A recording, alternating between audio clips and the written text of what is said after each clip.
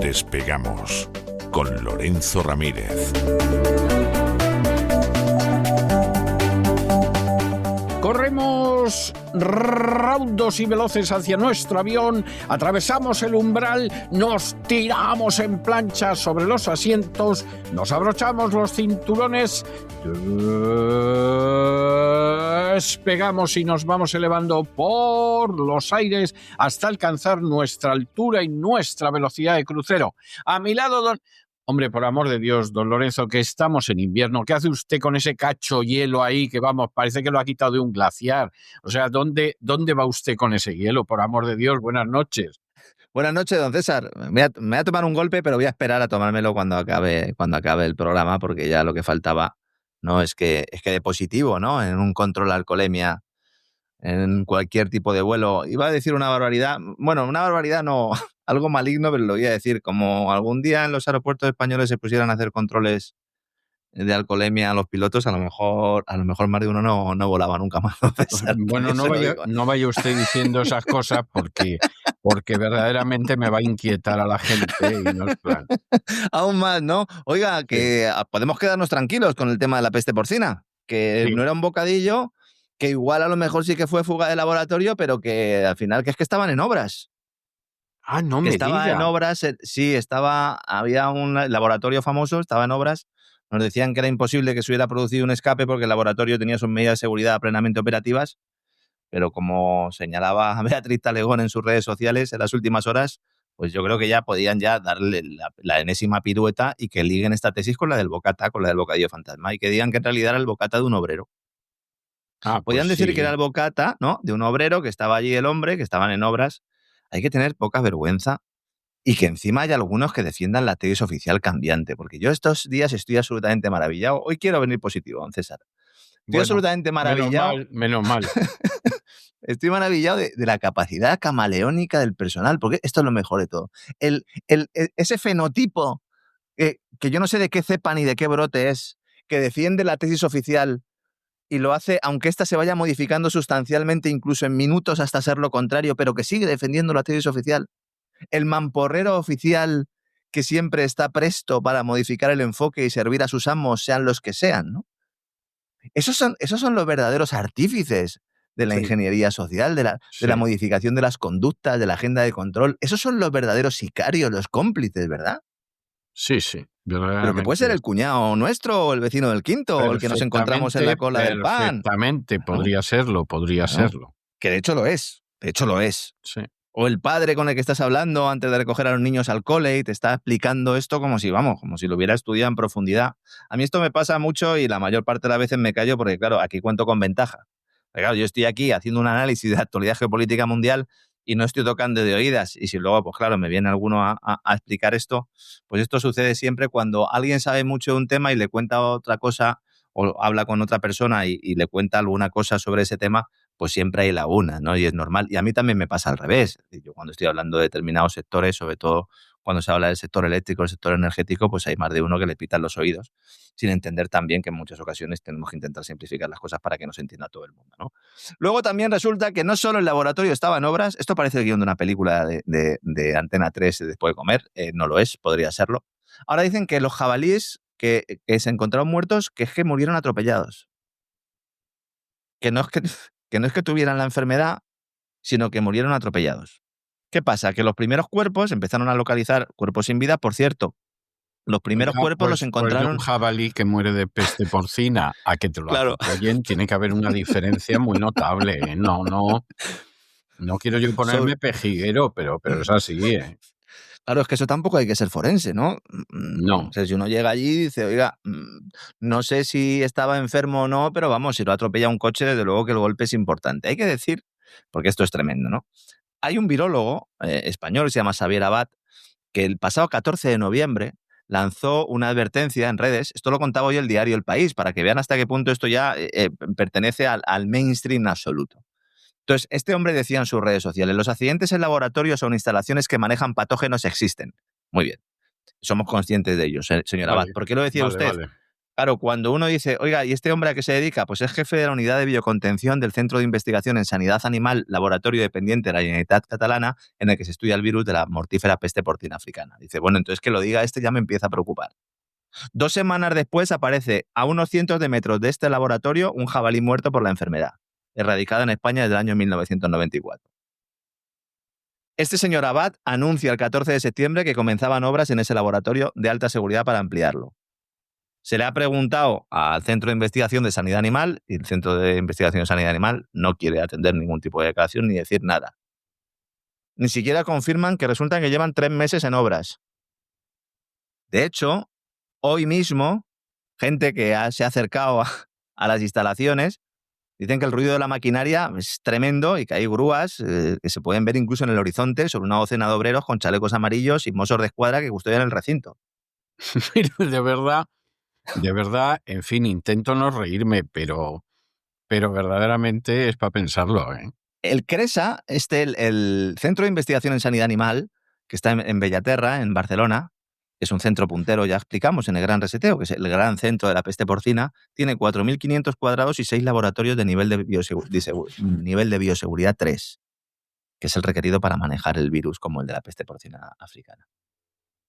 Claro, el diario El País nos habla de China y dice que es un virus que afectó mucho a China. Hombre, pues si has encontrado un jabalí en las puertas de tu casa, Sí, te vas a China. sí. Y entonces sale la subinspectora del Cuerpo de Agentes Rurales en unas declaraciones que yo le recomiendo a todo el mundo que si pueden ver el vídeo que lo vean, porque intenta al principio contarlo y luego ya se pone a leer diciendo, esto no me lo creo ni yo. Dice que mayoritariamente se están localizando cuerpos sin vida de jabalís por atropellos y porque avisa el que ha atropellado al jabalí. Sí, claro, porque dice, acabo de Claro, atropellar a un jabalí y llama, claro. yo no sé si alguien ha visto un coche, las imágenes de un coche después de haber sufrido un choque con un jabalí, pero bueno, parece el coche de mantequilla.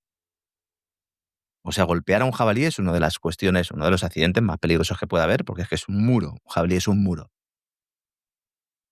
Que pueda haber jabalís que hayan muerto por atropellos, no tengo ninguna duda. Que los 50 estos que se han encontrado sean por atropellos, bueno, pues entonces, ¿por qué nos están contando que los han encontrado en una batida?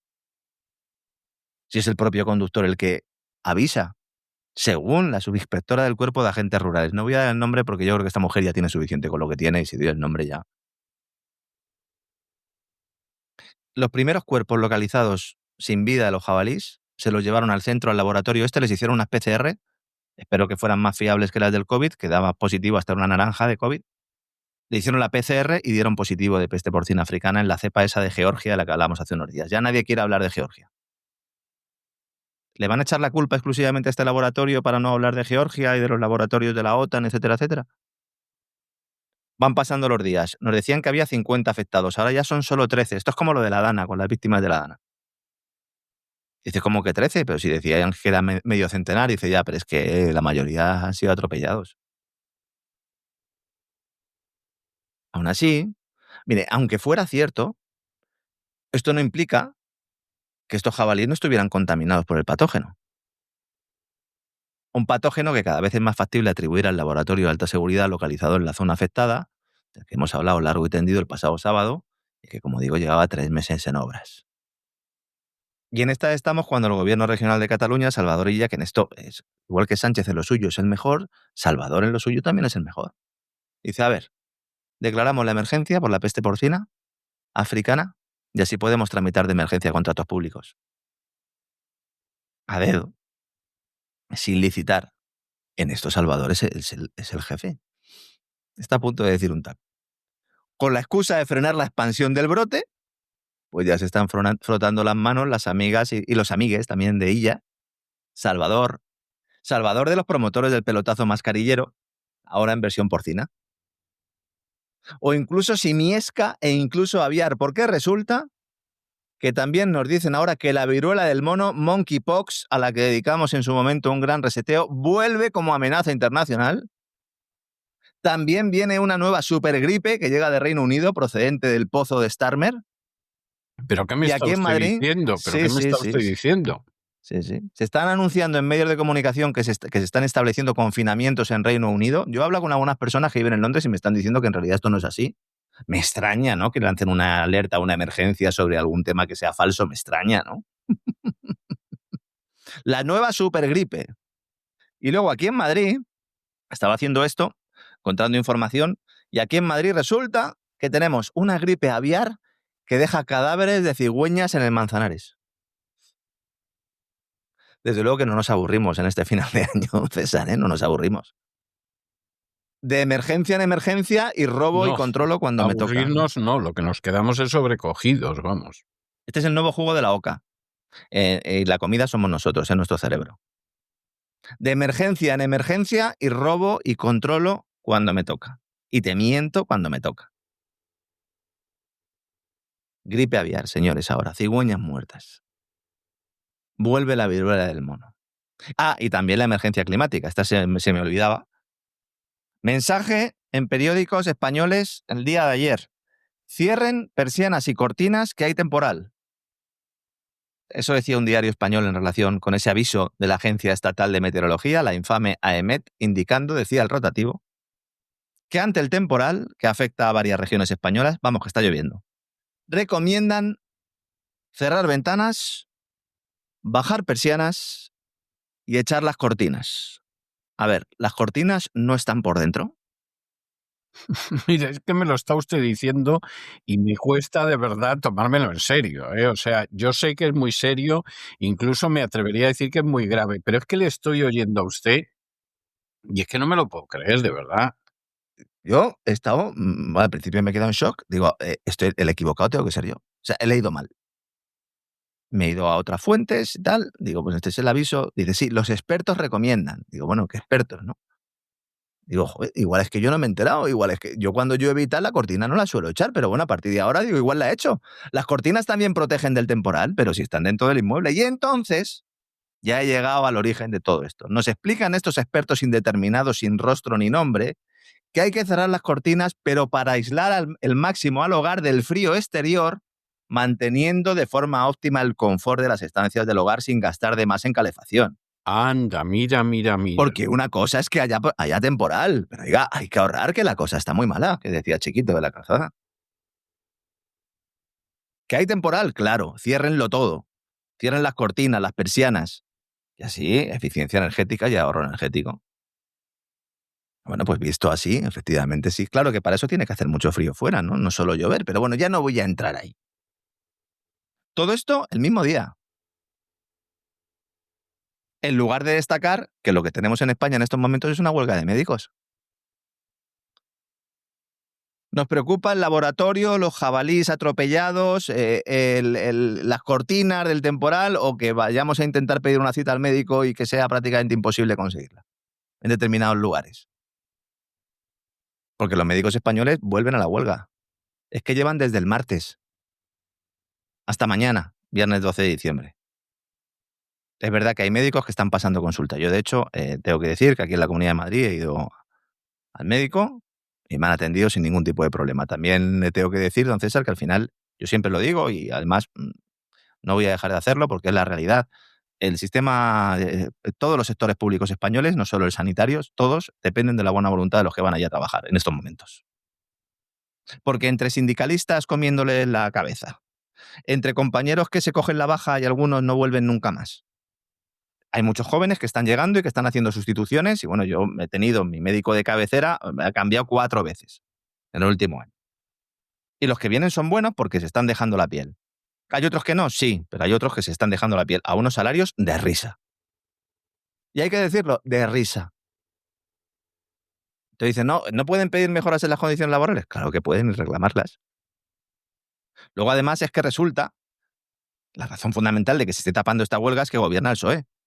Y que la ministra de Sanidad ni siquiera es del PSOE, es de Sumar, es Mónica García, médica y madre. Que todos esperaban, los médicos, confiaban en que pudiera entenderlos un poco más, ya que ella es médico y madre, y se han dado cuenta de que ella es la médico que se coge la baja cuando vienen mal dadas. como hizo durante el COVID, ¿no?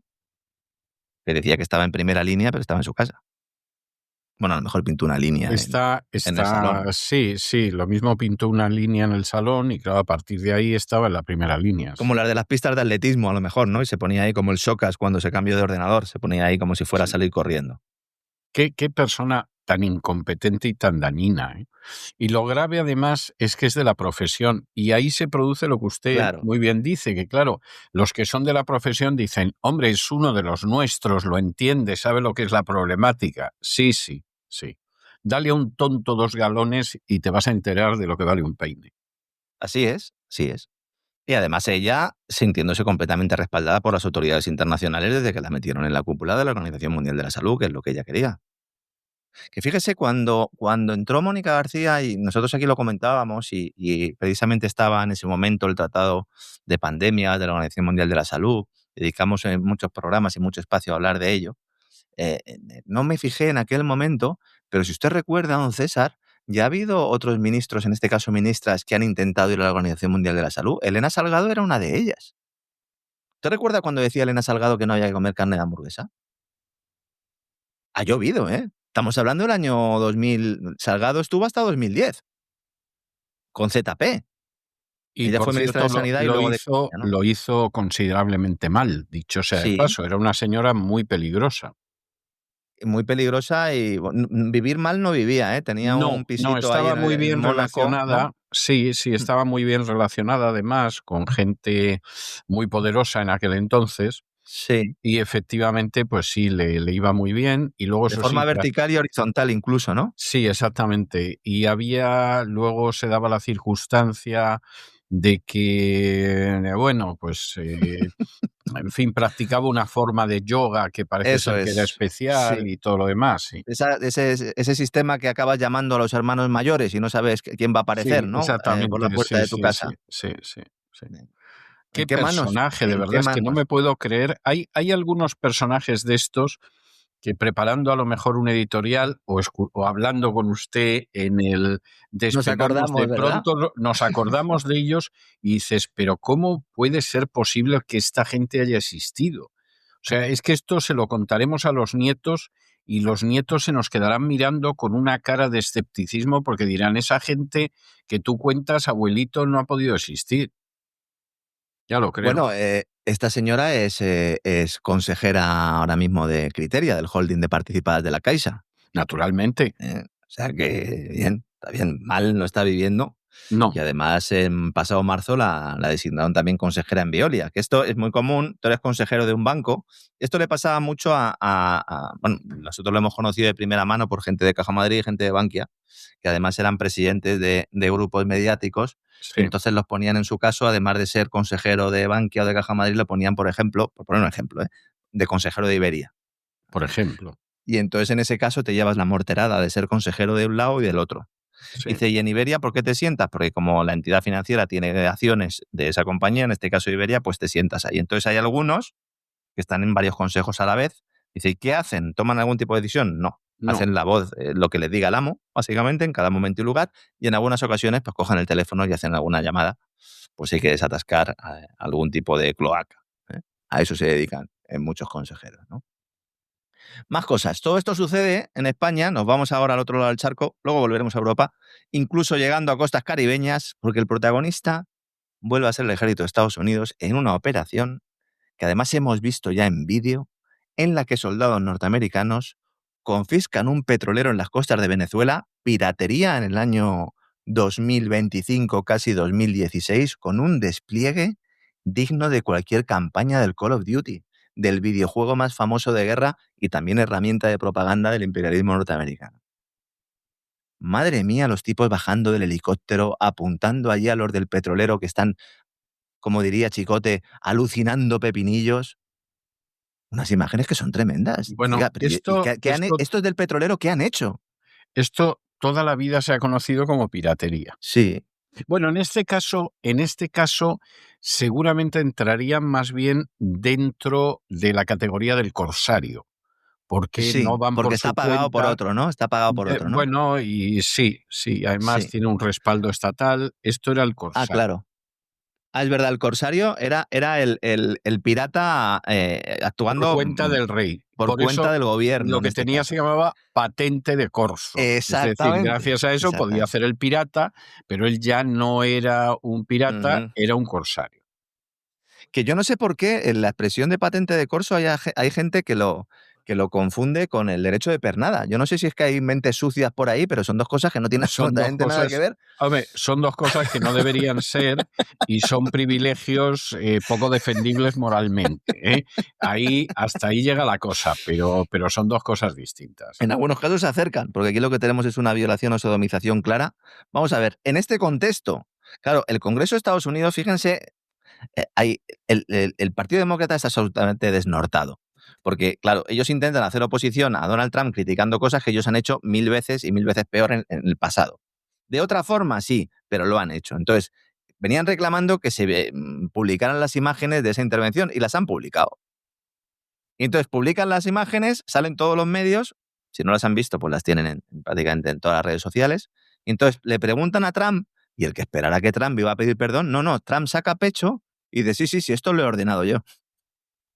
Dice, además, este es el petrolero más grande que he visto nunca y esto lo hemos hecho por una muy buena razón. Y entonces un periodista le pregunta, dice, ¿cuál? Entonces se queda así, sonríe y dice, nos lo quedamos. Nos quedamos el petrolero. Claro, ya buscando yo un poco más de información, Bueno, la agencia... como pasa con los corsarios, o Claro, sea, claro. claro, Esto el para mí. barco te lo quedas, exactamente. Esto para mí. Bien. Dice, oiga, ¿y esto qué fundamento tiene? ¿O qué va a argumentar la Casa Blanca? Y entonces, Casa Blanca llama a Bloomberg, a la agencia Bloomberg, y entonces en el teletipo de la agencia Bloomberg, que luego es el que ha servido para, de forma traducido y tal, replicado en muchos medios internacionales, ya nos dicen, o nos aportan más detalles diciendo que la Casa Blanca califica esta intervención, agárrense a la silla, como una acción judicial contra un buque apátrida. Pero vamos a ver, ¿cómo va a desarrollar una acción judicial si ahí ni hay juez, ni hay permiso del juez, ni comparecer ante el juez y llegamos y nos quedamos con el barco? O sea, es que de verdad le toca a uno oír cosas que más vale que te las tomes por el lado cómico y te rías, pero tienen maldita la gracia. Es extraordinario porque es directamente, ya no es que, bueno, claro, alguno dirá, pues si estaban bombardeando lanchas, que ahora secuestran un petrolero, pues parece incluso una cuestión menor. Pues ese es el problema, que tú Sí. empiezas con una política de hechos consumados y a partir de ahí te llevas el petrolero. Entonces, esa afirmación de Trump de que Estados Unidos se va a quedar con el petróleo venezolano, porque lo que está diciendo es esto para nosotros, Sí. ha desencadenado una crisis en muchos países, sobre todo especialistas en seguridad marítima, que dicen, bueno, si a partir de ahora esto va a ser así, porque claro, la cuestión ahora no es el abordaje en concreto, sino la apropiación sin precedentes también de carga soberana extranjera, como si se tratara de una muestra gratuita de una tienda de ultramarinos. Entonces, lo que está haciendo, o lo que están haciendo muchos países europeos bajo el paraguas OTAN en el Báltico, cuando intentan confiscar un petrolero ruso, que esto ha pasado en varias ocasiones, hasta que aparecen los aviones rusos, los cazas, Claro. entonces ya, claro, les dejan tranquilos. Lo que se hace es extenderse también al Caribe. Entonces, vamos a ver, según la normativa marítima, la única razón que puede justificar de un punto de vista internacional para confiscar el petróleo de una nación extranjera es o bien que estés en guerra, Sí, y no es el caso, que no es el caso. Y en caso de estar en guerra necesitas que un tribunal de presas lo apruebe. Un tribunal de presas es un órgano interno de un Estado que en caso de guerra es el encargado de decidir si se deben o no permanecer confiscados los barcos mercantes del enemigo o de países neutrales y por lo tanto también de sus cargamentos capturados por fuerzas navales. Pero todo esto aquí no existe. Claro, desde el punto de vista de Washington están en guerra, pero no contra Venezuela, sino contra los narcoterroristas. Ya, pero Porque ya, claro. Claro. Eso es jugar con el lenguaje, Hombre. para engañar a los bobos, Claro. porque, vamos a ver, primero, para que haya una situación de guerra con quien tú quieras, Venezuela, los narcoterroristas o los invasores del espacio exterior marciano, eso tiene que ser aprobado por una votación del Congreso. Y punto pelota. Es verdad que desgraciadamente durante años estuvimos en guerra en Vietnam y no hubo votación del Congreso ni cosa que se le pareciera, lo que era una vergüenza. Pero la legalidad es la legalidad. Y entonces, claro, aquí no puedes ahora venir diciendo, es que no hay guerra. No, sí hay guerra. La guerra contra el narcotráfico. Hombre, Claro. por favor. Y así, claro, estás en guerra entonces contra todos. Que de hecho en el documento de estrategia de seguridad nacional norteamericano publicado la pasada semana, precisamente se hace alusión a esto, diciendo, no, nosotros podremos luchar contra lo que nosotros consideramos narcoterroristas en cualquier lugar del planeta. Con lo cual podremos violar el espacio marítimo, el espacio aéreo. Totalmente. Y Claro, eso es una burla de la legalidad. O sea, le además guste a quien genera, le guste y le disgusta a quien le disguste. y además genera un efecto contrario, un efecto boomerang, porque, y esto lo están algunos analistas jurídicos en Estados Unidos lo están destacando, incluso algunos que son muy pro-Trump. Dicen, cuidado, porque claro, si esta expansión extrajudicial de sanciones nacionales a aguas internacionales se extiende, mañana lo pueden hacer China, lo puede hacer Hombre, Rusia, claro, lo en puede cualquier hacer Irán, momento. claro. De hecho, Irán ya lo ha hecho, ¿eh? Irán ya lo ha hecho también.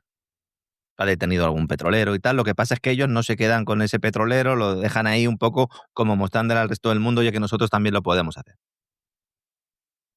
Pero claro, es que entonces no puedes luego justificar un ataque a Yemen y a los hutíes porque detengan el comercio marítimo internacional. Si tú eres Efectivamente. peor, tú incluso te estás llevando el barco. Sí, sí. Entonces, si esto se mantiene o se extiende, todas las grandes potencias tendrán vía libre para convertir las rutas marítimas en rutas de guerra. Y esto es echar gasolina al polvorín global. Y luego lanzas ese mensaje de que no, si es que yo no necesito declarar la guerra a nadie, si el sur del continente americano es mío. Y por lo tanto yo actúo ahí, son mis aguas. Dice, no, oiga, son las aguas de otro país. Dice, no, es que ese país es mío. Y esto traspasa pues todas las líneas legales, éticas, geopolíticas, que además Estados Unidos nos lleva décadas diciendo que no debemos traspasar. Así que importante. También, poquito más arriba, los legisladores mexicanos han aprobado definitivamente los nuevos aranceles sobre las importaciones asiáticas, especialmente contra China, alineándose en gran medida con el mandato de Estados Unidos de endurecer esas barreras comerciales, mientras la presidenta Claudia Sheinbaum dice que esto no lo hace para contentar a Estados Unidos, sino para proteger a la industria local. Y diga, pero si la industria local depende de los insumos chinos, por eso los están comprando. Dice, ya, pero también depende de Estados Unidos. Claro, pero se trata de que mantenga las dos relaciones. Con lo cual se muestra una vez más que Estados Unidos le ha dicho a todos los líderes del mundo, elegid. Elegid. Y esto no es una relación de protección, es una relación de extracción. Así, el Senado de México vota a favor de ese proyecto de ley impulsado por Sheinbaum que impone aranceles de hasta el 50% a más de 1.400 productos de países asiáticos y que no tengan acuerdos comerciales con México. Entrarán en vigor a partir del próximo año y afectarán, pues a una amplia gama de productos, desde artículos de consumo, pues no sé, como la ropa, artículos tecnológicos, como metales, piezas de automóviles, con la enorme producción de las fábricas chinas como objetivo principal de esta legislación, castigar a estas fábricas. Todo ello enfocado a evitar que Estados Unidos castigue comercialmente a productos como el acero y el aluminio mexicano. Le han vuelto a preguntar a Sheinbaum, dice, oiga, entonces usted se alinea con Trump, dice que no. Y dice, entonces, ¿por qué ha aprobado usted exactamente lo mismo que le ha pedido Donald Trump que apruebe? Y ante eso no hay respuesta, porque durante décadas México ha sido uno de los países que más ha favorecido los intercambios comerciales, Es verdad, es verdad. al menos de América. Han firmado docenas de acuerdos comerciales con naciones de todo el mundo, acuerdos bilaterales, pero ahora el partido de Sheinbaum está tomando una dirección diferente, poniendo en riesgo la relación con el que es su segundo mayor proveedor, que es China.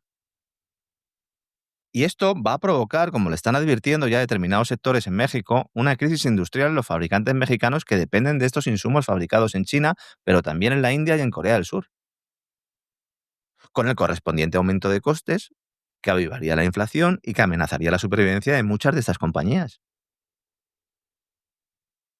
China tiene un importante superávit comercial con México por la misma razón que todos los países tienen una relación similar.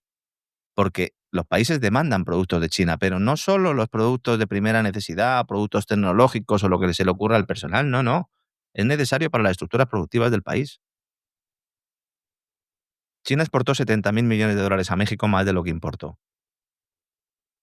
Si bien el mineral de cobre y los concentrados podrían ser un objetivo potencial si China decidiera tomar represalias, es probable, y en esto México sí que tiene una salida, que México podría encontrar otros clientes dada la fuerte demanda de este metal esencial para la industria de las renovables. Porque ahora hay una guerra por el cobre. Hay una guerra mundial por el cobre, que tiene mucho que ver con lo que ha hecho Milei con los glaciares y que han comentado ustedes en el boletín y que vamos a hablar enseguida de ello. Luego hay un sector que es muy importante para México, el del motor. Y según la legislación arancelaria, los automóviles chinos se van a enfrentar a unos aranceles muy elevados. Aquí estarían en el rango alto del 50%.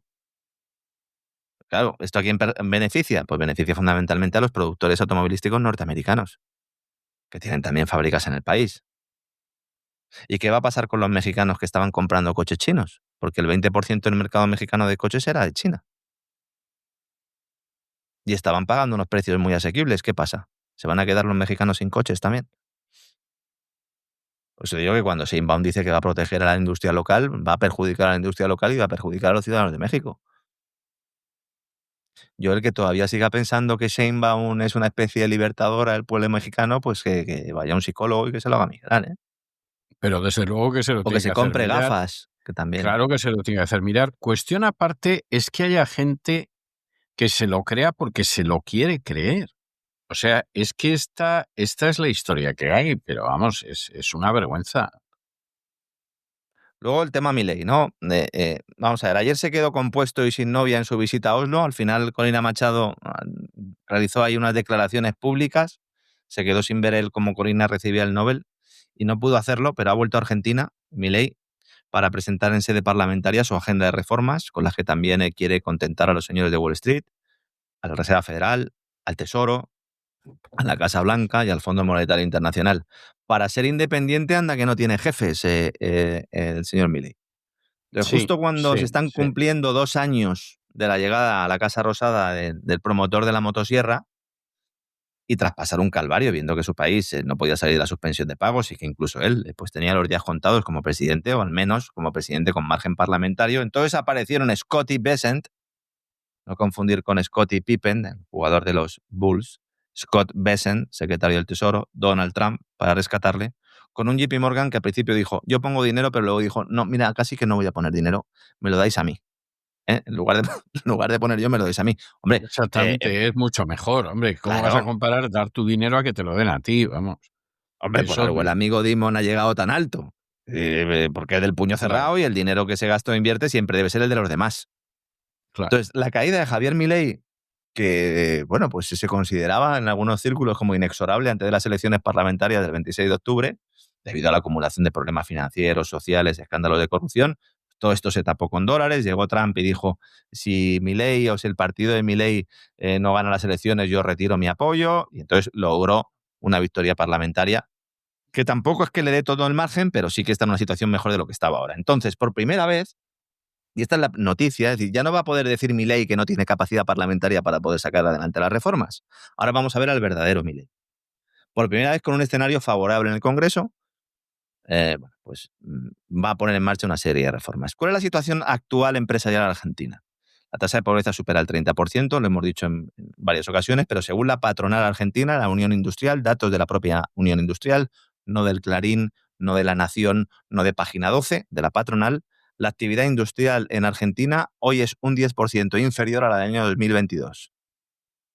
El 47% de las empresas reconocen dificultades para afrontar pagos. La producción automotriz se ha derrumbado un 30% en noviembre. Las fábricas cierran todas las semanas porque han perdido competitividad debido al sostén oficial de $1 a un precio muy bajo. Y al mismo tiempo, gigantes corporativos de Estados Unidos como OpenAI de Sam Altman preparan el asalto a la Patagonia mientras BlackRock se suma a JP Morgan tomando más posiciones en el país. Esta es la situación que hay en estos momentos. Se dice que la inflación se ha reducido. Uno mira los números de los servicios básicos. Dice, oiga, desde que gobierna Milei, el precio del transporte ha crecido un 912%. ¿Han escuchado ustedes bien? El precio del gas desde que gobierna Milei un 748%. Siendo un país que tienes hidrocarburos para parar un tren o pasar una vaca, que diría el castizo español. El precio del agua se ha disparado un 365%. No hay problema en darle el agua a OpenAI en la Patagonia, 365%. Y el precio de la electricidad se ha disparado un 263%. Los precios de la carne y otros productos básicos siguen creciendo. Y el consumo, en general, ha caído en 9 puntos debido a la pérdida de poder adquisitivo. la situación anterior era muy mala, sí, pero estoy hablando de caídas respecto a la entrada de Milei, 2 años, ¿de acuerdo? ¿Esto es culpa solo de Milei? Evidentemente no, pero lo estoy poniendo sobre la mesa porque se está vendiendo una imagen de Argentina que yo creo que no es la que es. Bien. ¿Esto va a remontar? Esa es la cuestión ahora. Le quedan otros 2 años a Milei. Pues Milei ha dicho, bueno, voy a hacer reformas shock. Uno, la laboral, que Milei firma casi recién bajado del avión tras su visita a Oslo. Esta reforma tiene que ir al Senado para su tramitación. Y luego hay otros temas que se van a debatir en las próximas sesiones extraordinarias también, y hacía referencia María y usted en el boletín bueno, pues a esa nueva o a esa reforma de la ley de glaciares que los gigantes corporativos atlantistas esperan como agua de mayo para extraer los recursos naturales a cambio de unas inversiones comprometidas de 35.000 millones de dólares. 35.000 millones de dólares, aunque parezca una cantidad muy elevada, es una cantidad irrisoria teniendo en cuenta las licencias de producción y extracción que se van a dar ahí. ¿Cuál es el asunto aquí? Esta ley ya existe y es una ley que protege para que no haya explotación minera en glaciares. El artículo 6 de esa norma impide la exploración y la explotación minera en glaciares y en ambientes periglaciares. Aquí es donde está un poco la clave. ¿Qué es esto del periglaciar? Pues en la alta montaña es un área con suelos congelados que actúan como regulador del agua, de los recursos hídricos.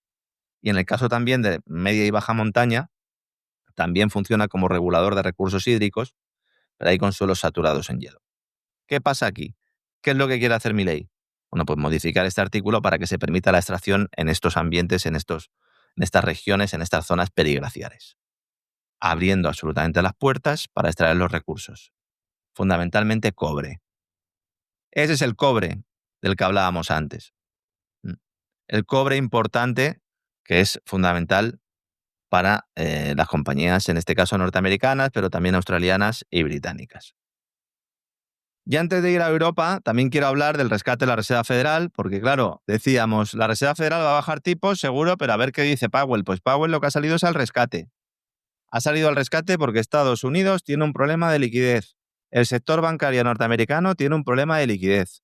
Y ha salido Jerome Powell a hacer exactamente lo mismo que hizo en el otoño del 2019, antes de la llegada de la pandemia, decir que pone en marcha un programa de rescate temporal por el cual la Reserva Federal va a crear de la nada, todos los meses, 40.000 millones de dólares para comprar deuda pública de Estados Unidos, para comprar bonos del Tesoro de Estados Unidos.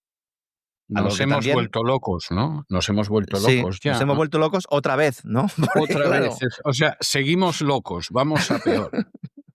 Parece que no. Es la pregunta, ¿se ha tomado usted la medicación? Porque, claro, o sea, está otra vez volviendo a tener estas tendencias agresivas. Esto es, estamos locos, la aventura continúa. O sea, realmente. Nos llevan diciendo desde hace mucho tiempo, vamos a ir bajando tipos de interés y aunque progresivamente también vamos a adelgazar el balance de la Fed. ¿Qué es el balance de la Fed? Bueno, durante la crisis, después del atentado terrorista del 11S, para salvar en buena medida todo lo que sucedió tras la crisis de las .com y luego en el año 2008, la Reserva Federal se puso a monetizar deuda. ¿Qué es monetizar deuda? El Tesoro emite y entonces para mantener esas emisiones a un interés bajo necesitas muchos compradores. ¿Cómo consigues que haya muchos compradores? Si sale la Reserva Federal, que es el que tiene la máquina de creación de dinero, dice, oye, eso te lo voy a ir comprando yo. Un programa que puede ser de 40, de 60, de 70, de 80.000 millones mensuales. Pero lo importante no es el importe, sino el mensaje que estás lanzando.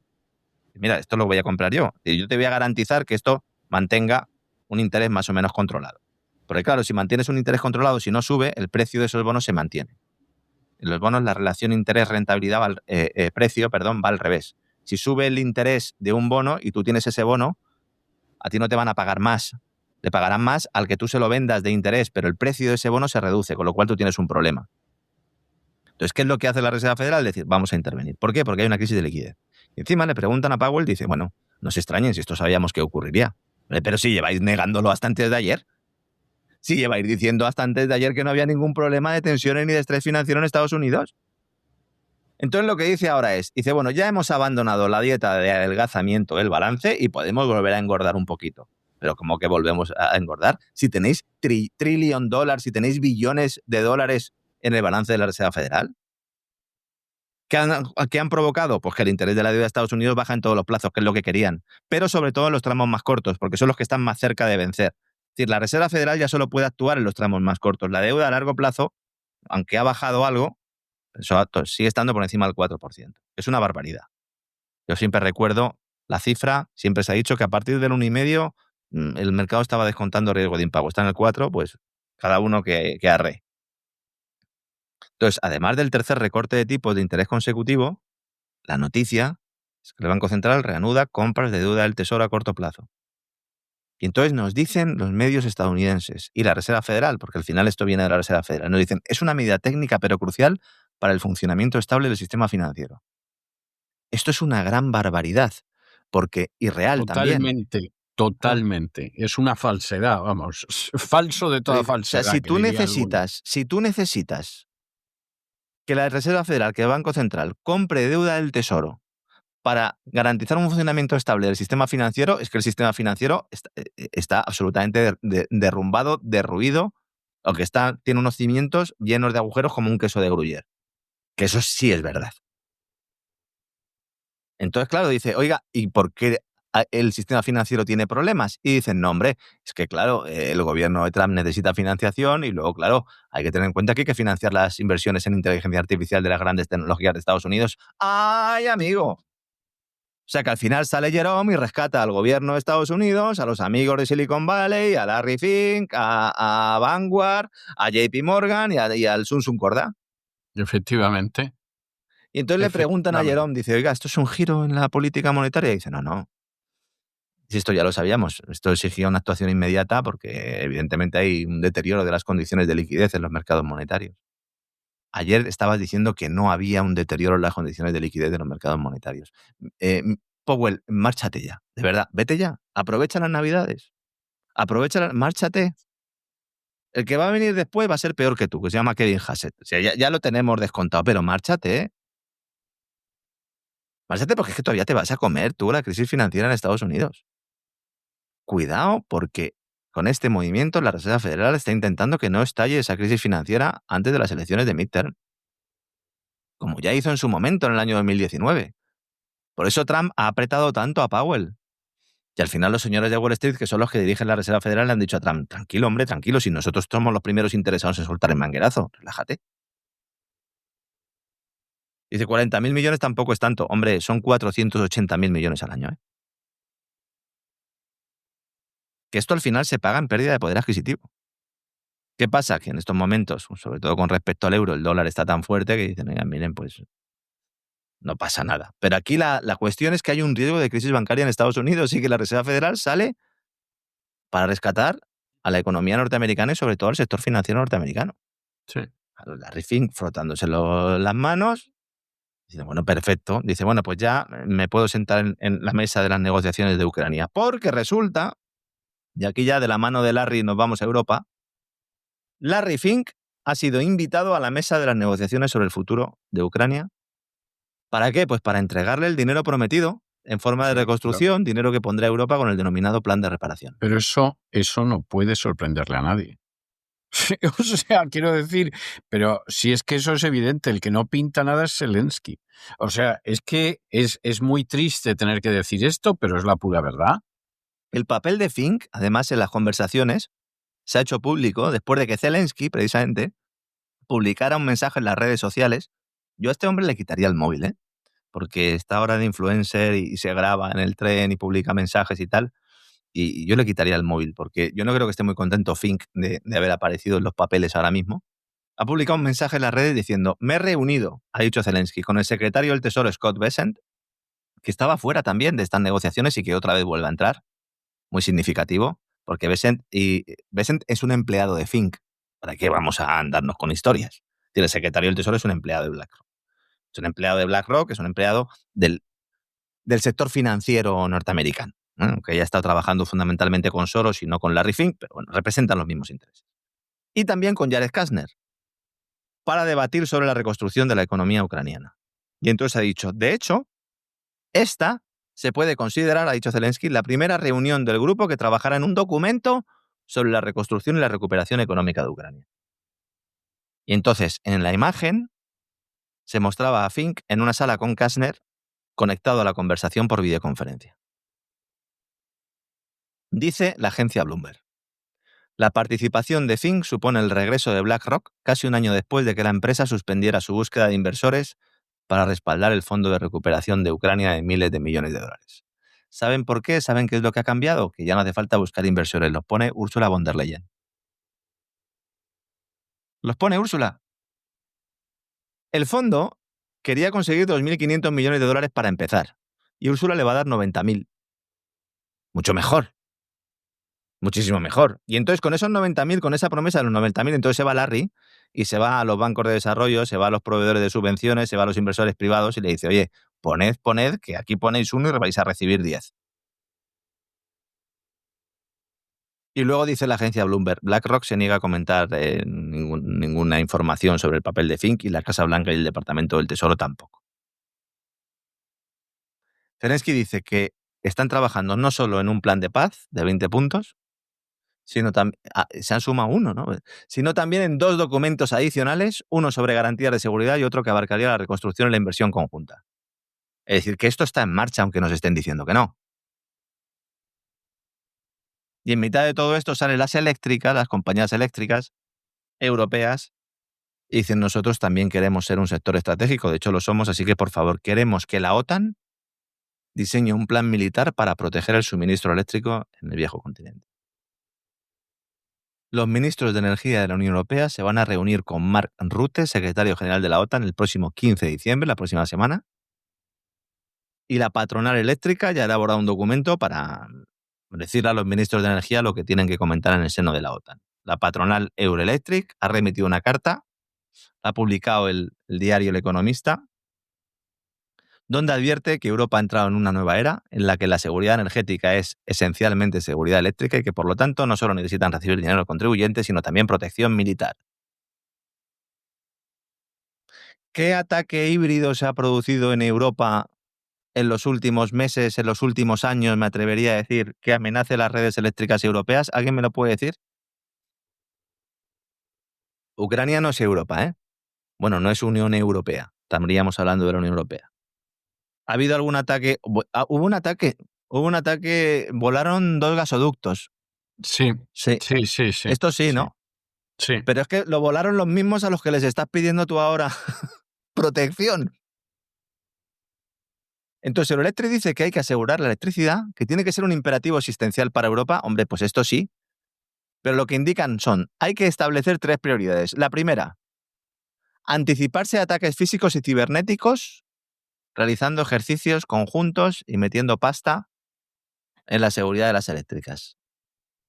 Luego, buscar un equilibrio entre reducir dependencias de importación y evitar que exigencias estrictas de contenido local encarezcan la electrificación. Es decir, permitir y favorecer las leyes que impulsen las propias eléctricas. Y luego hablan también de un suministro, de una planificación integral del sistema, que ya he dicho en muchas ocasiones que dentro de ese ámbito, de ese esfuerzo globalista supranacional europeo, creo que esto se tendría que haber hecho hace mucho tiempo. Y es una de las cosas buenas. La unión bancaria no, pero una planificación integral de las redes eléctricas, yo creo que esto es fundamental y además le vendría muy bien a España, que seguramente de todas las medidas que acabo de mencionar sea la única que no se haga. Y por supuesto, coger dinero público, destinarlo a la protección de infraestructuras, entre los cuales se incluya también al sector eléctrico. De forma que no sean las eléctricas las que se paguen esa defensa, sino que la paguemos los contribuyentes. ¿Y existe realmente riesgo? Hombre, pues para eso hay que azuzar el fantasma al enemigo ruso de forma continua. Esa es la estrategia. Y las eléctricas no se van a quedar atrás. Y vamos a finalizar hablando de coches, hablando de esa marcha atrás, utilizar también un término automovilístico que ha dado la Unión Europea o la Comisión Europea con respecto a dejar bueno, pues ellos lo que habían establecido una prohibición de los motores de combustión más allá del año 2035 y parece que hay una marcha atrás. Entonces el sector del motor, hay que decir que sigue siendo, a pesar de todo, un segmento clave de la economía europea, está generando aproximadamente el 8% del valor añadido manufacturero y emplea de forma directa e indirecta casi a 14 millones de personas.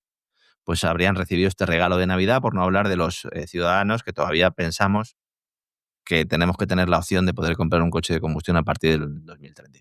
¿Qué ha pasado aquí? Bueno, las grandes marcas le han visto las orejas al lobo, lo llevamos diciendo desde hace mucho tiempo, han ido cerrando muchos de sus programas de coche eléctrico, Alemania ha ejercido notable presión. Es lo único en lo que Merz ha conseguido algún tipo de victoria en la Comisión Europea. Y entonces ahora mismo el comisario de Transporte europeo, en el diario alemán Handelsblatt, en una entrevista, ha dicho que ya está Europa abierta a todas las tecnologías. Y bueno, pues esto llega después de que Merz pidiera a la Comisión que tuviera en cuenta a esos motores de combustible altamente eficientes en su revisión. Y esta es la gran cuestión aquí. No hablamos motores de combustible tradicional. No hablamos de la gasolina y el diésel que le echamos ahora a los vehículos. No se está hablando de eso. Se está hablando de un nuevo combustible para los motores de combustión. Es decir, técnicamente se permitiría seguir aprobando motores de combustión más allá del año 2035, pero solo podrían operar con carburantes considerados limpios, cuya disponibilidad y precio pues, son absolutamente inciertos. ¿Cuáles son? Bueno, serían fundamentalmente tres. Unos, los combustibles sintéticos, que estos son probablemente la alternativa más conocida, los e-fuels, es como se denominan, son los que más interés están despertando en fabricantes. ¿Por qué? Porque se pueden utilizar en motores actuales. Es decir, en un coche actual se podría utilizar un combustible sintético prácticamente sin modificaciones, funcionando con la infraestructura de gasolineras, etcétera, etcétera, que ya existe. Problema, esto no se extrae del petróleo. Esto se fabrica mediante un proceso químico que imita la creación natural de hidrocarburos. Sería como una especie de creación de petróleo artificial. Dice, oye, ¿por qué dices que es un problema? Porque es infinitamente más caro que extraer petróleo y convertirlo en gasolina o en diésel. Sí. Infinitamente. ¿Qué sucede aquí? Se captura CO2, dióxido de carbono que se puede extraer directamente del aire, mediante sistemas de filtrado, o bien sacarlo de chimeneas industriales, también con sistemas de filtrado. Al mismo tiempo hay que obtener hidrógeno verde mediante electrólisis del agua, una electrólisis que solo se considera limpio si la electricidad utilizada procede de fuentes renovables, y entonces con ese dióxido de carbono e hidrógeno verde haces una reacción química y obtienes el hidrocarburo sintético. ¡Menuda tela! ¡Menuda tela!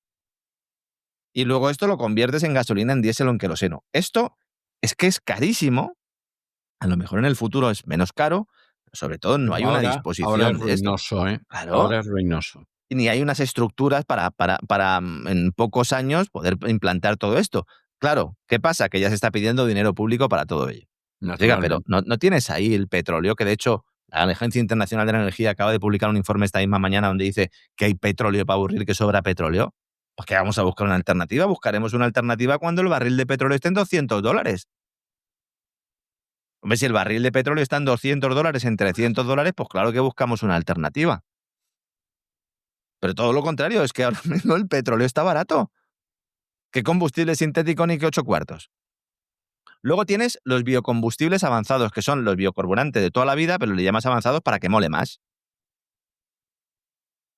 Que esto en su momento dijeron, vamos a hacer biocarburantes. ¿Y qué cogieron? Cultivos destinados a alimentación. Dice, oiga, esto sí que es hacer un pan con unas tortas. Tiene usted biocombustible y vamos a dejar a pueblos completos sin comer.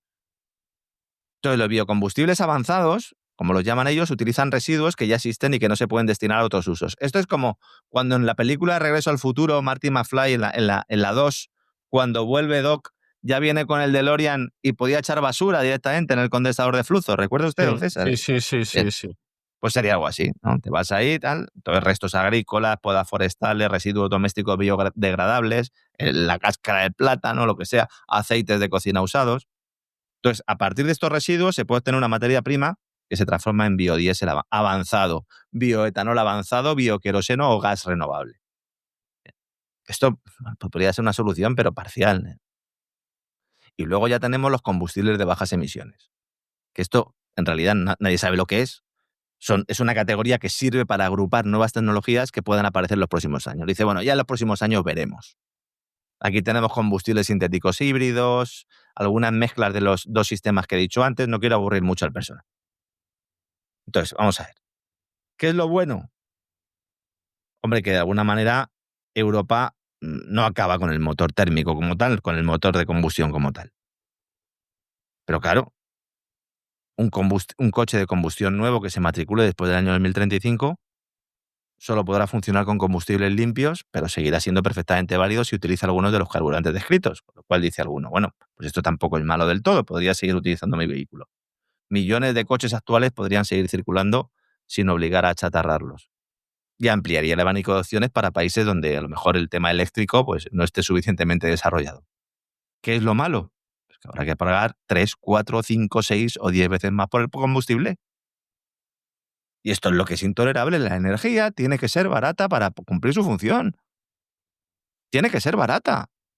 Y de hecho, esa es la historia. Cuando una energía es muy cara, hay que buscar otras energías que sean más baratas y entonces poco a poco lo que vas haciendo es, si te vas a esas energías más baratas y van aumentando de precio, van igualando el precio con las nuevas tecnologías y por lo tanto vas fomentando determinadas inversiones. Pero esto es un proceso que se hace a lo largo de los años. En ningún momento de la historia, ni siquiera en los momentos de la Guerra del Golfo, ha habido tantos movimientos internacionales a favor de obtener y de mejorar las reservas de hidrocarburos, excepto en un sitio, en una región del mundo. ¿Cuál? La Unión Europea. Bueno, pues la soga verde en su máxima expresión, ¿no, César? Habrá que coger CO2 con un filtro, luego obtener hidrógeno verde con un panel solar para obtener 1 litro de gasolina para ir al supermercado y que cuando vayas al supermercado no te quede ya dinero para comprar nada, ¿no? Bueno, pues a lo mejor es que ese es el objetivo. Tampoco vamos a llevarnos a engaño. A lo mejor es que ese es el objetivo, don César. Yo no lo descartaría. Es que es muy posible que sea así. Y quiero despedirme hoy con una felicitación. Quiero felicitar, y además de corazón, quiero felicitar a Andoni Ortúzar, del PNV, por haber obtenido un puesto en el Consejo de Administración de Movistar Plus, de Telefónica, justo en un momento en el que Telefónica ha aprobado un ERE que va a afectar a más de 5.000 personas.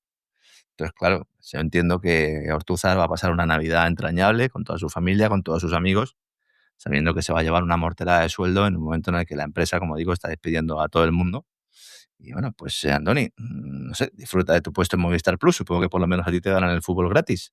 Ese fútbol que los señores de la Liga, con los que habéis llegado a vosotros un acuerdo con los señores de Movistar Plus, pues hace que cuando haya partido de Liga o cuando haya partido de Champions League, pues se tumben un montón de páginas web del mundo, porque con la intención de acabar con la piratería, pues estáis matando moscas a cañonazos y además os da igual. ¿Por qué? Pues porque sois el gobierno y hacéis lo que os da la gana. Así que, Andoni, celebrarlo en familia.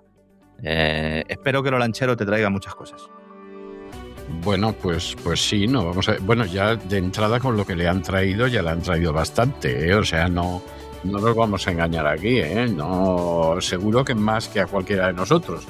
En fin, muchísimas gracias por todo, Lorenzo, como siempre, oportunísimo y agudísimo. O sea, aquí no vale ni mucho menos engañarse, vamos, las cosas son las que son.